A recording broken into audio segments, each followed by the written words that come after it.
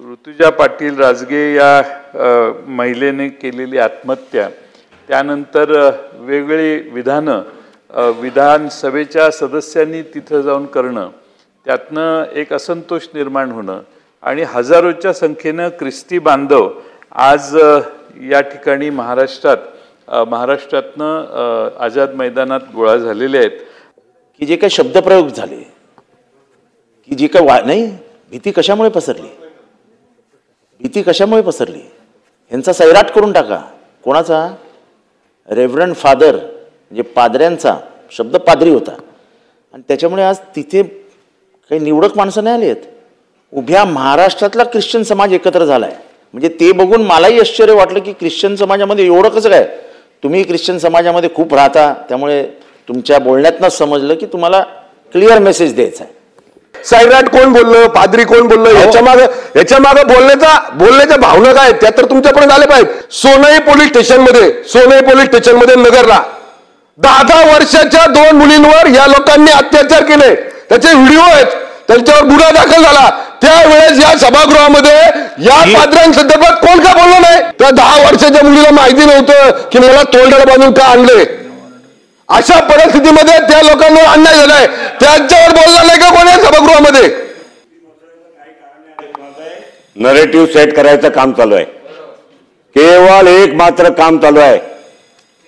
सरकारच्या विरोधात कुठलीही गोष्ट झाली असेल, कोणी बोललं असेल, सरकारने त्याचा निवेदन केला असेल, त्या निवेदनाला कसा तोडून मोडून त्या फ्रेममध्ये बसवायचा आणि या सरकारला बदनाम करायचा एक मात्र काम या महाराष्ट्रामध्ये हा नरेटिव्हच्या माध्यमातून चालत आहे. अध्यक्ष महाराज, दुसरा महत्वाचा प्रश्न अध्यक्ष महोदय आहे आणि तो म्हणजे तिथंच गुरुद्वारा बचाव संघर्ष समिती, गुरुद्वारा सचखंड श्री हुजूर अबचल नगर साहिब नांदेड यांनी आझाद मैदानात तेही जमले आहेत. त्यांच्यातर्फे एक आंदोलन करतायत. धार्मिक स्थळावर त्या ठिकाणी जे अध्यक्ष आहेत त्यांची नेमणुकीच्या पूर्वीपासून त्या प्रथा आहेत त्या बदला अशी त्यांची मागणी आहे. त्यासाठी देखील त्या शीख समाजाच्या लोकांना सरकारने लवकरात लवकर भेट द्यावी अशी माझी विनंती आहे.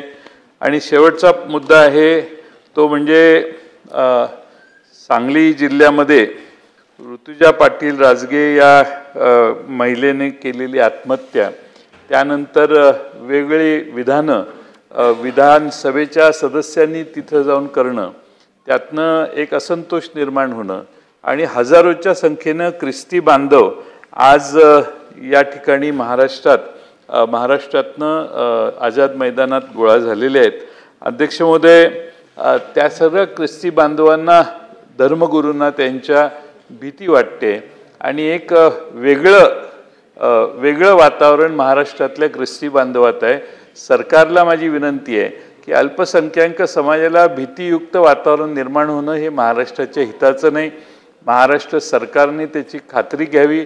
त्या ठिकाणी झालेली घटना आहे, त्याचं पोलीस इन्व्हेस्टिगेशन करतील, काय होईल ते होईल. त्याबद्दल कुणाचं जाणीवपूर्वक आणि प्रेशराईज करून सक्तीनं कोणी धर्मांतर करत असेल तर त्याला आमचाही विरोध आहे.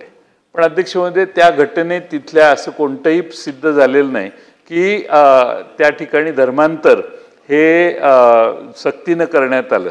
जर एव्हिडन्स नसेल, तशी घटना झाली नसेल, तरी पोलिसांनी इन्व्हेस्टिगेट करावं, जे काय होईल ते होईल. पण त्याला जाहीरपणानं विधान करून महाराष्ट्रातल्या ख्रिस्ती बांधवांना भीती निर्माण होईल असं वातावरण करण्यासाठी जर कोणी विधिमंडळातले सदस्य जर जाहीरपणाने बोलत असतील तर त्यांना माननीय मुख्यमंत्र्यांनी वेळीच अटकाव करण्याची गरज आहे. महाराष्ट्रात शांतता राहावी अशी आमची अपेक्षा आहे.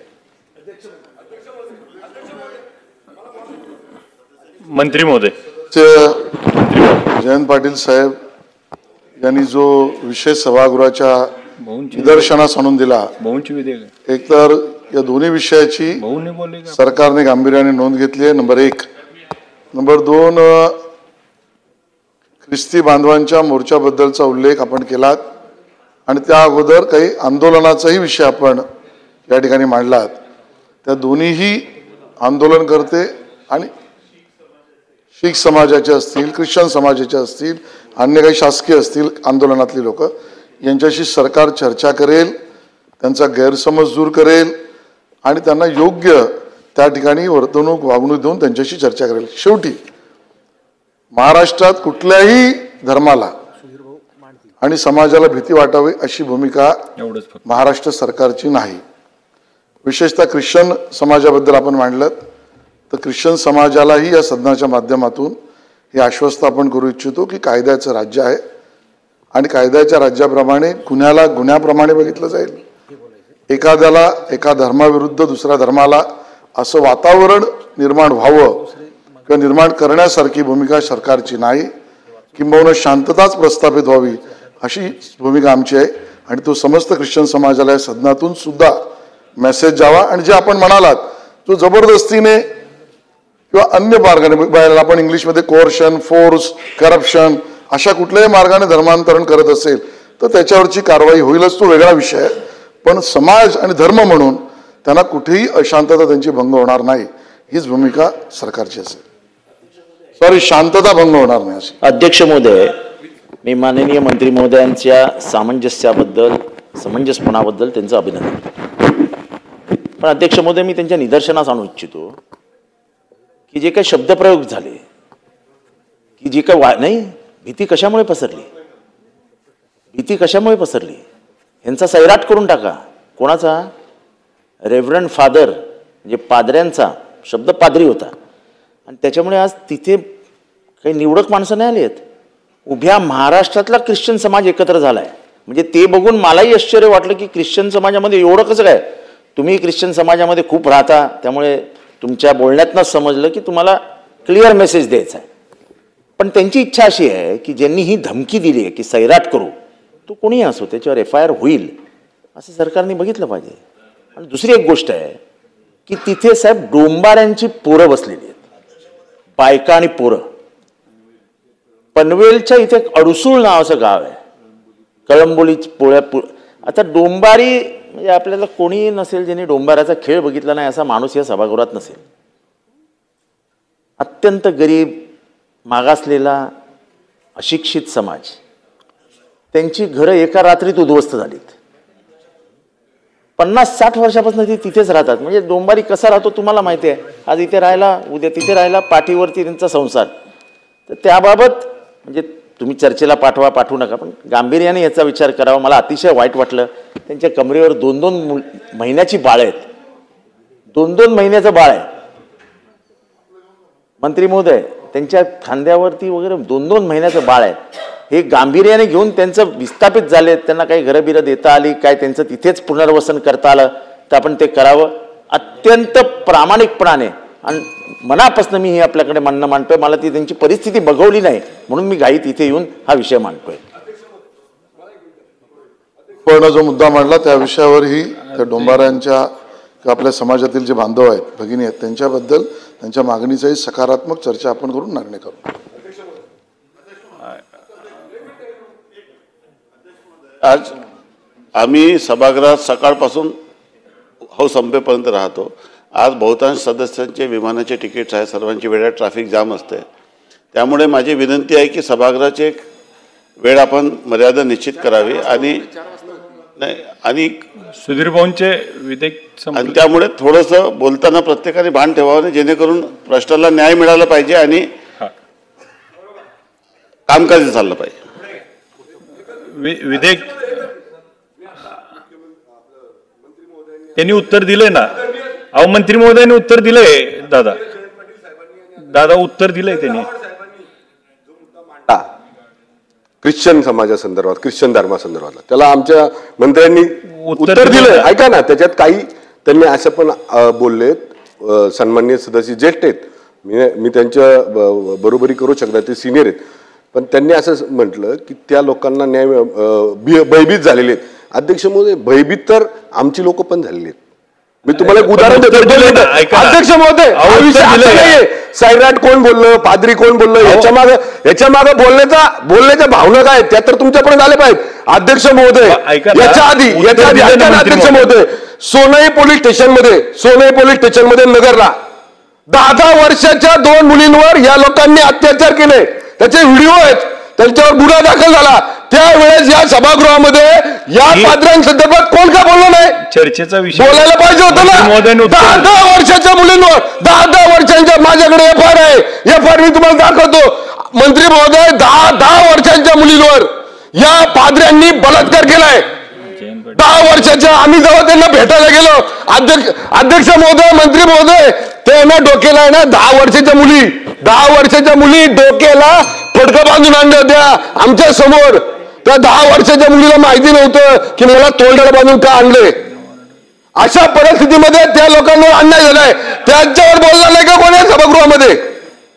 जे लोक आमच्या मंत्र्यांनी सरळ सांगितलंय अजिबात कुणी घाबरायचं नाही, कुणाला अन्याय होणार नाही. पण जर चुकीचा करत असेल आणि त्याच्या विरुद्ध जर आम्ही हिंदू धर्मातील लोकप्रतिनिधी म्हणून आम्ही जर बोलत असेल तर त्याच्याबद्दल कुणी आमच्या आक्षेप पण घेतला नाही पाहिजे. अध्यक्ष महोदय, आक्षेप पण घेतला नाही पाहिजे. अध्यक्ष महोदय, तुम्ही ते सुरक्षित राहिले पाहिजे त्याच्याबद्दल आमच्या मंत्री महोदयांनी उत्तर दिले. पण जर आमच्या 10, 11, 6 वर्षांच्या मुलीवर अत्याचार होत असतील, माझ्याकडे पुरावे आहेत, मी विदाउट पुराव्याचं बोलणार नाही अध्यक्ष महोदय. आणि त्यामुळं मंत्री महोदय, तुम्ही जो निर्णय घेतलाय त्याच्याबद्दल आम्हाला कुणालाही कसल्याबद्दलचा आमच्या मनात संशय नाही. पण जर असं कुणी जर अमानुषपणे चुकीचा संदेश झाला नाही पाहिजे, एक मिनिट. मंत्री महोदयांनी उत्तर दिले, मंत्री महोदय बोलतायत. याच्यावरच बोलायचं, एकत्रच बोलू. नरेटिव्ह सेट करायचं काम चालू आहे. केवळ एक मात्र काम चालू आहे. सरकारच्या विरोधात कुठलीही गोष्ट झाली असेल, कोणी बोललं असेल, सरकारने त्याचं निवेदन केलं असेल, त्या निवेदनाला कसा तोडून मोडून त्या फ्रेम मध्ये बसवायचा आणि या सरकारला बदनाम करायचा एक मात्र काम या महाराष्ट्रामध्ये हा नरेटिव्हच्या माध्यमातून चालत आहे अध्यक्ष महाराज. आणि म्हणून ही भीती पसरवणार नाही असं मंत्री महोदयांनी सांगितलं, तर त्याचाही नरेटिव्ह कसं करायचा की तुम्हाला माहिती आहे, तुमच्याकडे त्याचे मत हे आहेत, तुमच्या भावना तुम्ही जे बोलतायत ते आम्हाला कळतायत. म्हणजे अध्यक्ष महाराज, या पद्धतीने खाली चाललंय. शाळेमध्ये ज्या गार्डन्समध्ये ज्या ठिकाणी लहान मुलं खेळायला जातात त्या मुलांना त्या डोक्यावरती परिणाम करण्याकरिता अध्यक्ष महोदय आपण बेल वाजवणार असाल तुम्ही बसतो खाली. विषय फार गंभीर आहे अध्यक्ष महाराज. मंत्री महोदयांनी उत्तर दिलंय. नाही, मंत्री महोदयांनी उत्तर दिलंय. मंत्री महोदयांना सत्य परिस्थिती आम्ही सांगतो त्यांनाही माहिती आहे. पण हा नरेटिव्ह सेट करायचा जो प्रयत्न चाललाय ना तोही महाराष्ट्राला कळला पाहिजे अध्यक्ष महाराज. केवळ मात्र सरकारची बदनामी करायची आणि अशा अल्पसंख्याकांच्या नावाने एक दंगा नाही झाला अध्यक्ष महोदय देशामध्ये. माननीय पंतप्रधान नरेंद्र मोदी झाले, तिथपासून देवेंद्र फडणवीसजी झाले मुख्यमंत्री, महाराष्ट्रात एक दंगे नाही अध्यक्ष महाराज. कसला नरेटिव्ह पसरवतायत तुम्ही? कुठल्याही अल्पसंख्याकाला भीती करायची गरज नाही अध्यक्ष महाराज. या देशामध्ये जिथपर्यंत हिंदू बहुसंख्यक आहे तिथपर्यंत कुठल्याही अध्यक्ष महोदय अल्पसंख्याकाला घाबरायची गरज नाही. आणि म्हणून अध्यक्ष महाराज असे जे नरेटिव्ह पसरवायचं काम करतायत त्यांनी हा सभागृहाचा उपयोग नाही झाला पाहिजे. ती दक्षता आपण घ्या, तेवढीच आपल्याला विनंती आहे. अशाच नवनवीन अपडेटसाठी डिजिटल कोल्हापूर चॅनलला सबस्क्राईब करायला विसरू नका.